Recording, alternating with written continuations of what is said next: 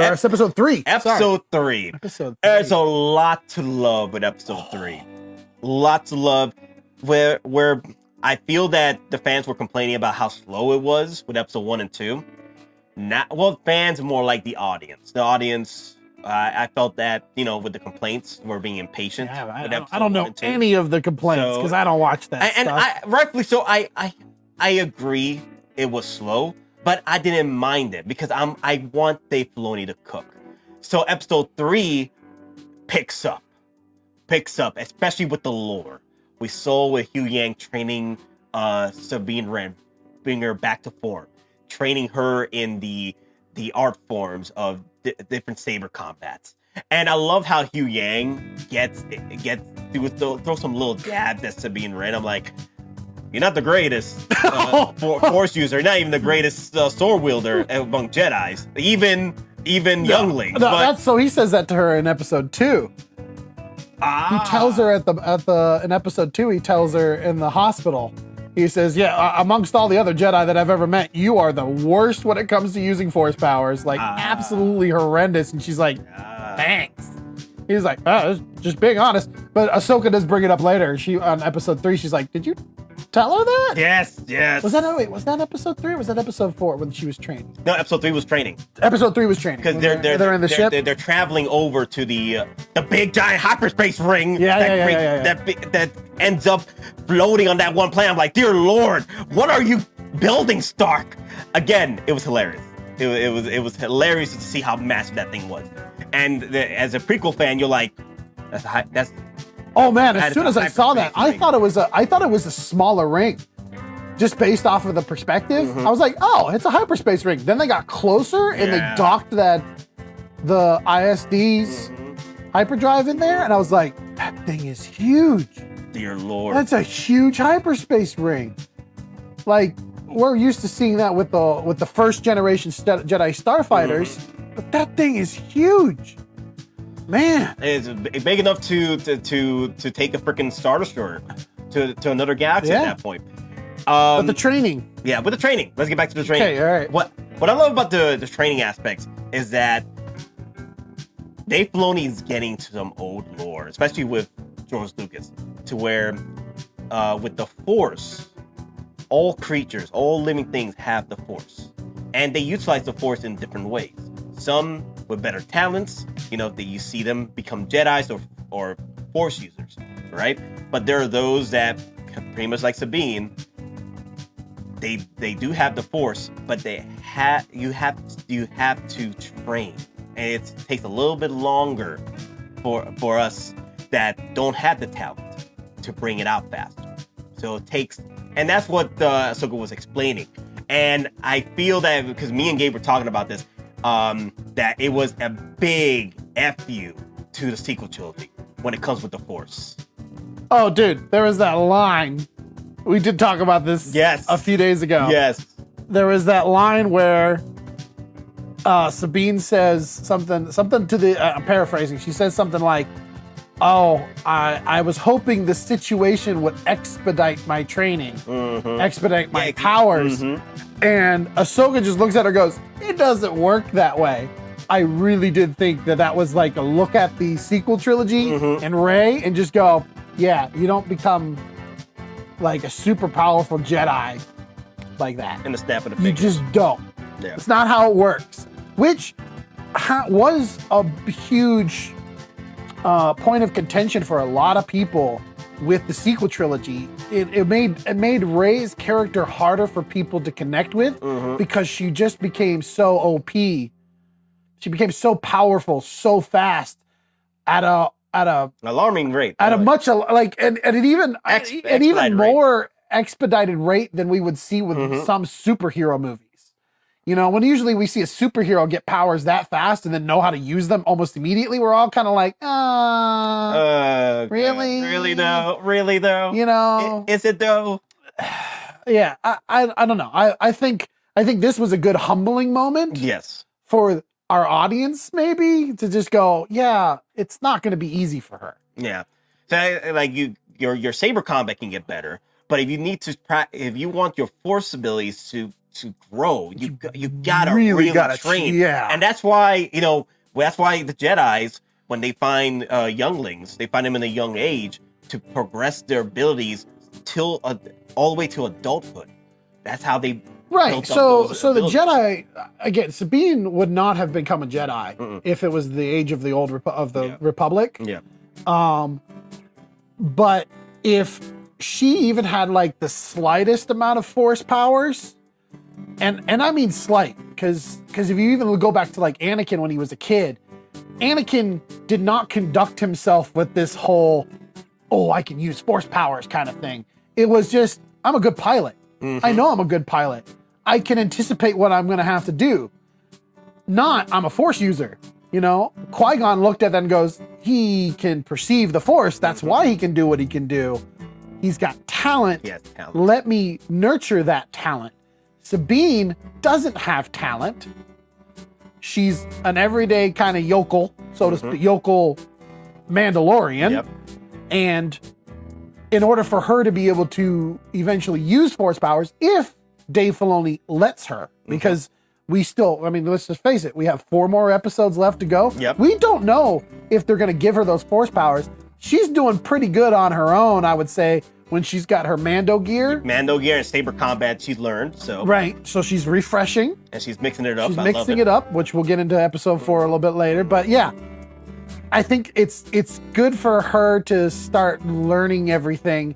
And the moment when she tries to move the cup, come on, how many people out there that love Star Wars have sat there at their own table or going into like Walmart and wanted to, just did the whole Force open the door thing so that you can pretend like you have the Force when the doors open at Walmart or whatnot. We all do that moment. I impressed a girl doing that once. What? I impressed a girl doing that You once. impressed a girl opening the Yeah, I just did door this. with- She was walking behind me and I did this. And she was like, oh, that's cool. Yeah. That's a talent. My beloved doesn't do that. I do that. And she's She was just like, no, this girl was she's walking just- behind me. She's just like, again? Like, yeah, I'm using the Force. That's what I do. Yeah. And she just looked at me. No, but I think it's great that she's training. Yeah. I think it's great that she's learning and that we get to watch her grow.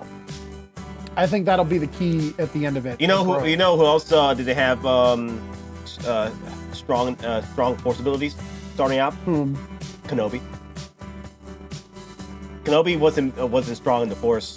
He was strong when he was a kid. Yeah, I'm not as familiar with Kenobi's Force. Yeah, stuff when he was younger. So in the canon books, Qui-Gon, when he first started training Kenobi, he was like, "Damn, at his age, I was running circles with my master. This dude here, I'm like, Kenobi, what's up?" The thing is with Kenobi, he was more intelligent with swordsmanship and defense prowess versus being an offensive fighter or wowing people with the Force. Right. But that's what was strength for Kenobi, because his patience and his intellect is what brings his strength with the Force, and so that's how he was able to defeat Anakin Skywalker. At the time. Right. But if you go into Legends, if you the old EU, there is accounts of Jedi who are not that great at using the Force. Some intuition, but not good at Force pushes, and pulls, and things like that. But the thing is, it just depends on that. That's why it takes years to train in the Force properly to see where your abilities progress better. Some Force users, if we go into the EU stuff, some Force users are really good at communicating with animals or communicating with Ezra.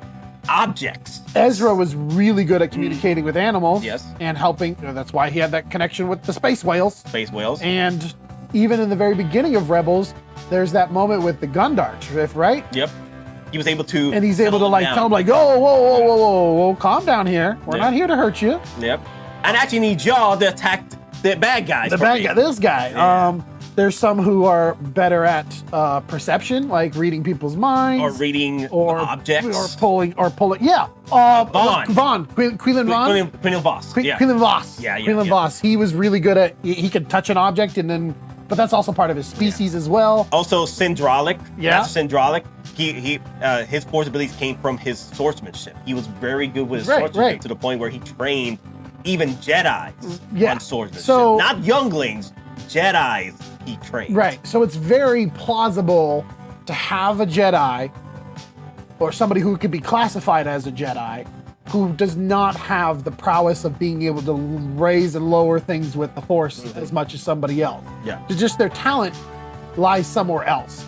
I'm hoping we'll unlock her talent For Sabine, yes. for somewhere else, whether it's just using Mandalorian skills on top of it. Mm-hmm. You know, I mean, Mandalorians were the top Jedi killers in the galaxy before. And that's what I love about Sabine and Ahsoka working together. You've never seen this before. We've seen it before. Well, I've seen it before. In EU and yes, stuff like that. EU but stuff. in live action, finally seeing this happen where, like, we already seen it with a Mandalorian, but the thing is, to see it in, like, kind of like a full power mode, where Ahsoka and Sabine are working together, Jedi, pretty much mortal enemies, Jedi and Mandos working together against a common evil. Right, which we do get in the Clone Wars as well. Yes. There's that whole relationship with Obi-Wan and Satine, and the eventual rise of Darth Maul. Of not just Darth Maul, but also his sect that he brings with him, which was the Death Watch. Death Watch. Yeah. You know, there is that commonality to defeat evil. The Separatists. No, it wasn't the Separatists. It was the Republic's fight against the Mandalorians. Like there's a lot of instances where Jedi. One of my favorites. One of my favorite combos, Jedi and Mando worked together, was the Old Republic with the newest Mandalore in the Old Republic. I forgot his name. Ulrich? Huh? Ulrich Keldorma? No. Or Seldroma? Revan and my boy. I forgot the name. He's your companion. He becomes Mandalore. Right. But Ulrich Seldroma is before Revan. Yeah, it's before. And he became Mandalore because he beat Mandalore in a duel. Yeah. And he was a Jedi turned Sith. Mm-hmm. That's one of my favorites. Yeah. My favorite is Revan and my boy. Yeah. I forgot the name. My boy. But the point is, you got to dive deep. I think to your point, it's you got to really dive deep in order to find these instances where Jedi and Mandalorians kind of come together. Yeah, come together. It is not a common thing. It's not. It's not. And I think people. I like how they always bring that out for characters. Yeah. But either way, so past the training, I know we show up on that planet. Not even. Okay. Harrison Dula is getting pissed off with freaking Mothma. Oh no, it's not Mon Mothma. It's that other senator. It's the other senator. Well, yeah. Well, she's still pissed off. I'm like Mothma. Like, come on, girl. You gotta help me out here. You gotta throw me some love here. He's actually based off what I was reading. A Bothan, one of the Bothan spies, one of the leader of the Bothan spies. One of the Bothans. He's supposed. Well, that's who he's modeled after. Yeah, he was modeled after because he was a conspirator, a spy of Thrawn. Oh. Yeah. So this guy here, he is not an advisor. He works for Thrawn at that point. You know, he's setting things up for failure. Zeno. Yeah. But one of Thrawn's conspirators, or one of. Is that what he allegedly is, or? I mean, you don't like him in the first place. The moment he comes across. Yeah. Hamato. Yeah, Hamato Siono. Yeah, Siono. Yeah, Hamato. Zeno. Zeno. Xiono. Yeah, Hamato. The moment where he says that, I'm just I just came in right after the war. I like how Hera was like, Did you serve? Did you serve during the war? did you help us out? I'm like, nah, I just came in right after you guys sweeped it up. I'm like, ah. So so me and you are not working out here. Okay, I'm trying to prevent another war, but you think the war is over. No, it's not. I didn't know this. This character is technically the father of another pilot that comes into Star Wars Resistance, which is in the sequel series. Yes, in the sequel series. No, I don't care about this. Yeah, not right now. We're talking about Ahsoka right now. But either way, this dude, he's already throwing me some bad vibes. I feel like, and also he is pretty much a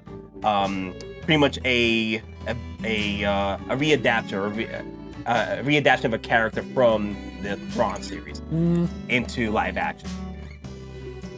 And this guy. I mean, you can tell my mom was like frustration with him. Oh yeah, in her face. But I'm so glad they brought her in. Oh yeah, I'm so glad she is not gone. Like you got her in Andor. You really got her in Andor and Rogue One. And Rogue One. Yeah. She's a great Mothma. Great. She really is. I love her as Mothma. Mommy Mothma. Yes. Mommy Mothma. Mommy Mothma. How you doing? Mothma kicks. Anyway. Mothma kicks. So you can tell that Mothma is like she's trying to maintain order. Just imagine it now. Hello, everybody, and welcome to our Star Wars party. As you can see, we have Mothma cakes. Wren cakes. We have Wren cakes. Tanula cakes. Watch the Wren cakes, though. They have an icing that's as hard as Beskar. You're going to need one of these knives.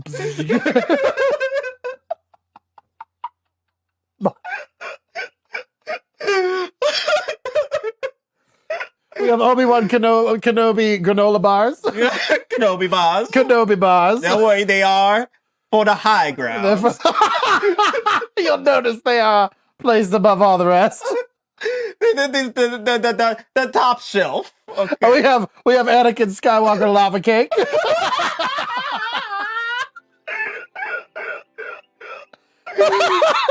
They're all burning. They're die for.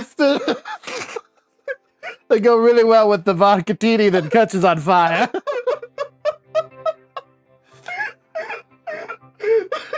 This is good. Oh, my eyes. Oh, my eyes. Oh, God. Mothma cakes. Mothma cakes. All right, that's it, guys. Now we definitely have to have a Star Wars food day. Food day. And Sarah would probably have a lot of fun with that. Oh, my God. Oh yeah, they have Sarah work on those. Babe, we got food to make. Come on, Sarah. Mothma cakes. Mothma cakes.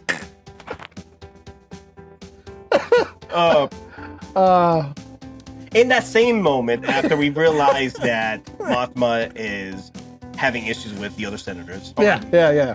With the politics. Right. And I feel that Mothma does understand that Hera's trying to prevent another war. Right, and the stakes are in place. I think if it was just up to Mothma, it would be a lot easier for her. Yeah, but this goes into that old school, like if we go back to prequels now, we're talking episodes 1, 2, and 3. Episode 2 specifically, when Anakin is saying the Senate doesn't work. Why doesn't the Senate work? It's because you technically have a bunch of ideas that clash.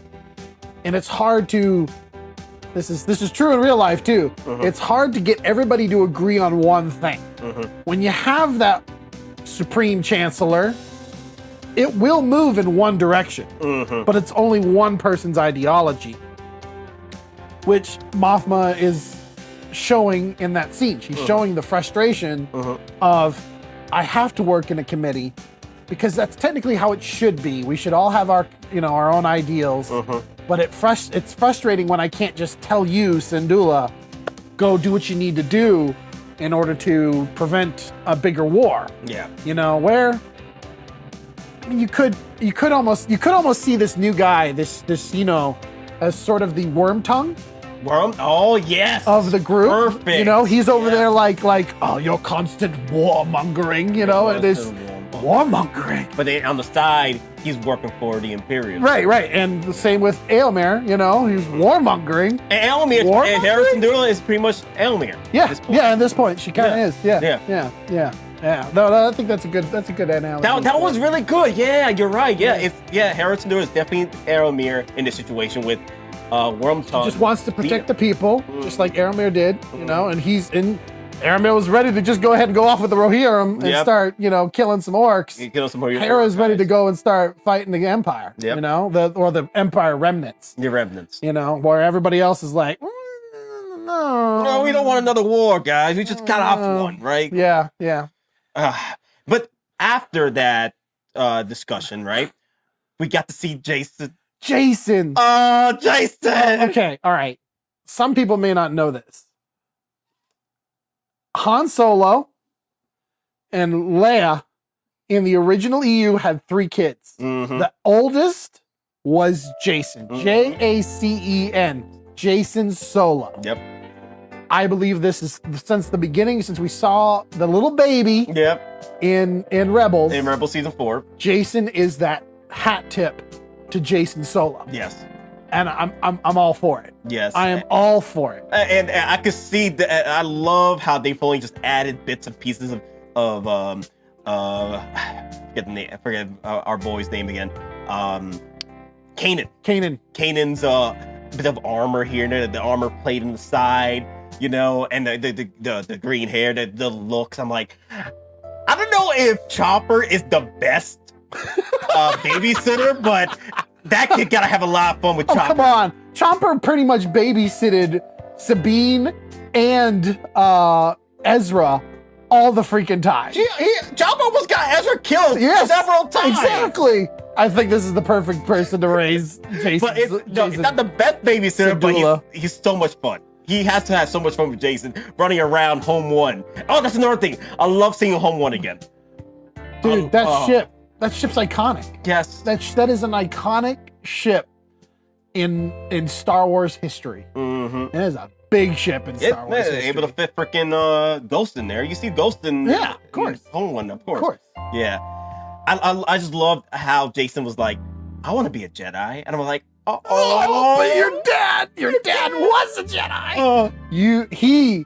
He's got some talent somewhere. Yeah, he has to. The only thing I kind of was a little, I get that they want to keep him in the, I get from a production standpoint, you want to keep Jason Syndulla in frame and with his mom because it gives kids who watch the show another way to connect. Mm-hmm. There's a kid, son of a Jedi, with his mom.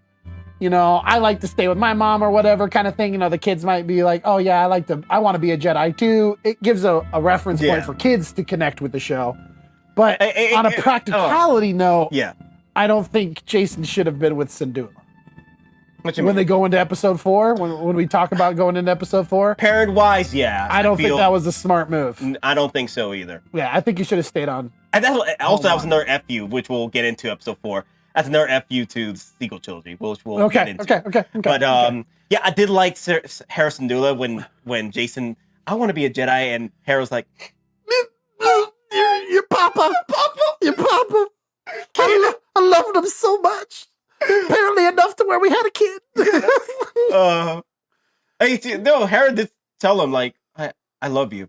A few minutes before his death, but either way, I love you. Yeah. I was like, and then Kanan was like, that's just the truth there and talk. No, I love you. Yep. Bring back memories and tears. It's okay. Okay, let's move on. All right.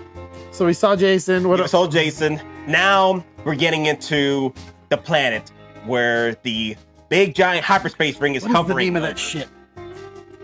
Which one? Is the name? And we're here, episode 3. Yes. The saber training. The saber training with Sabine Wren. So they threw in a lot of Easter eggs from episode 4 coming into play with coming into the sector where the hyperspace ring. It's like the Eye of Sion. the Eye of Sion. That's the name of the ship. Yes. The Eye of Sion. The Eye of Sion.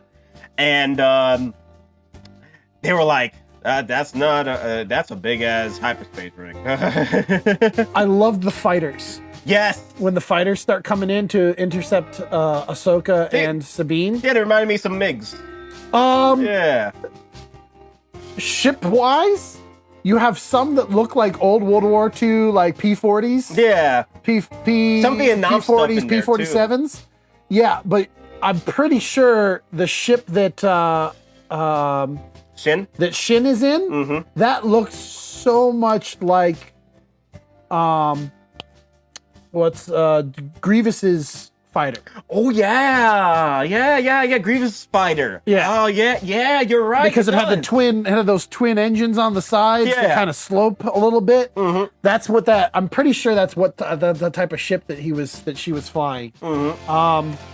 Grievous, yeah. But I liked how it was.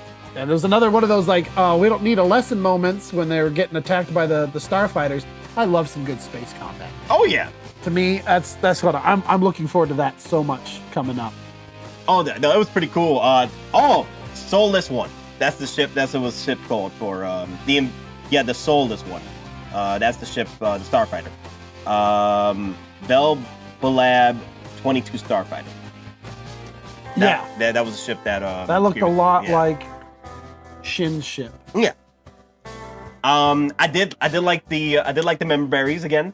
With great kick, don't get cocky. Don't get cocky. But I did like how got one. I loved how Hugh Yang was explaining to Ahsoka, look, you two are fighting amongst each other. You need to work together, okay? Because I don't want to be out here floating in space after you guys blow up. All right, because I'll be the only one that survives. Y'all be dead in space with the freezing and the what have you. Your organics. Yeah. Okay, and then Ahsoka's like, okay, work with me, Sabine. Where do you need me to move the ship? How to pilot it so you can get in the right angle to take out these fighters. And that's how it happened. They work together. The thing is, I love how Dave Filoni is just sharing the struggle between a Jedi and a Mandalorian working together. Also, I think it goes into play with Ahsoka's struggle to ultimately be that master. Yeah. They're not vibing yet. Yeah. You know what I mean? And it really brings into that conflict of whether or not they vibe, which moves into more onto episode 4 as we get into it as well. But one of my favorite moments when this whole thing is going down with the ship combat, after after the Eye of Sion turns turbo lasers on them and knocks them out, like just puts them drifting, is when Ahsoka gets out of the ship. Yes. Puts on the spacesuit. Puts those 2 lightsabers and does what Ahsoka did all the freaking time in Clone Wars. Yep. How many times did we see Ahsoka just get on top of a ship or on top of a walker and just start smacking away turbo lasers? The Siege of Mandalore. Like she was on a freaking gunship, just like blocking blaster bolts and everything. Old school Ahsoka right there. Dude. And that spacesuit looked pretty freaking good. I think the only thing that I would be like, it's a little like, really? Is how fast she got into that spacesuit. You know what I mean? She's not the only one. You're not the only one that she just goes, I'll be right back. Leaves. Like there's got to be the whole like head tails. Yep. And then the tail end. Then the mask and then sipping it up. And no, it was just like, I'll be right back. And the next thing you know, that door opens and she's outside.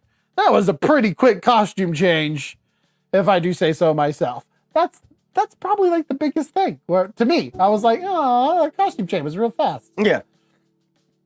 Does it really matter to the plot? No.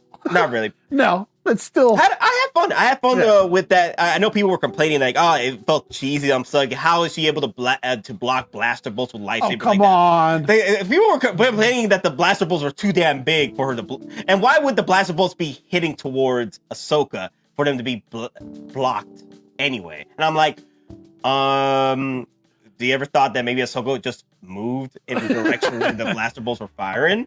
Because in a way, you're thinking, like, I feel like don't you blow up the ship? That's like saying, well, was Shin really just trying to blow up the ship, or was Shin trying to shoot Ahsoka? I mean, if you knock out Ahsoka, that's your biggest threat, technically. Well, I feel like, well, to me, I felt like when they were shooting at the ship, they were shooting at the more of the target, right? Yeah. And Ahsoka was where most of the target was, right? In the center mass, right? Sure. I think it comes down to, all right, so if a couple of fighters are still shooting this this pretty big ship, it's gonna take a long time for you to blow that thing up with, well, in theory, continuously strafing that ship all the time. Knock out the Jedi, you really don't have a threat anymore, period. So at that point, people be nitpicking. I think that is a nitpick. I think that is a really big nitpick. I didn't even think about that. I always think about, oh man, she's about to block some fighter bolt here. Which is not new. We've seen that before. Yep. We've seen that many times. Well, especially if you watch the Clone Wars and the Rebel series, you will see things get blocked all the time from lasers, from blasters on starfighters. Yeah, that happens quite frequently. Yeah. This one was a fun episode. It brought back some memories once again with great kick, don't get cocky moments. Get cocky, yep. Yep. Tell me what you need. Let's start syncing. Yep. Anything else you want to talk about the episode 3? No, episode 3 was a little shorter. Yeah. So about 30 minutes. It was quick to just digest, get us to the planet. Get us to the planet. Because that's ultimately where we go. All right, Ahsoka takes out the other fighter and they get the ship going again and they land on the planet and we just move on to the episode 4. I think it's time to start talking about episode 4. Yeah. Hey everyone, and thank you for stopping by at Geekin Out and checking out this video. I'm Gabe from Archetype, and if you could please, do all the things. Subscribe, like, comment, share, promote this to the world. Make sure the leaders of all nations see this, and let's spread the joy of geeking out together. Because that's the only way we get to make an empire. It's not just me, it's not just Nat, it's together. I hope you all have a lovely day and a lovely evening and a lovely morning or whatever it is, wherever you're watching. And I guess me and Nat will see you on the next one. Until then, later. All right, I'm gonna that way. See you guys later.